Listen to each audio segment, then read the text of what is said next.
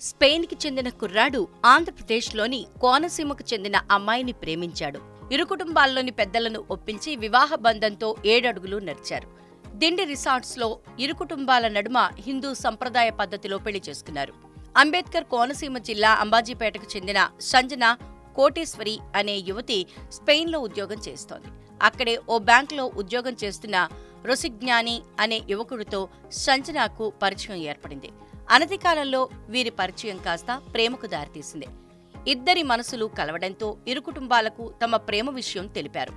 వారి నుంచి కూడా గ్రీన్ సిగ్నల్ రావడంతో తాజాగా ఇద్దరూ పెళ్లి చేసుకున్నారు. గురువారం తెల్లవారుజామున దిండి రిసార్ట్స్లో వీరి వివాహం ఘనంగా జరిగింది.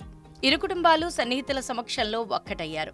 స్పెయిన్ నుంచి వరుడు, వరుడి తల్లిదండ్రులతో పాటు 40 మంది బంధువులు భారత్కు తరలివచ్చారు. ఇక పెళ్లికి హాజరైన స్పెయిన్ మహిళలు నిండైన చీరకట్టులో కనిపించారు.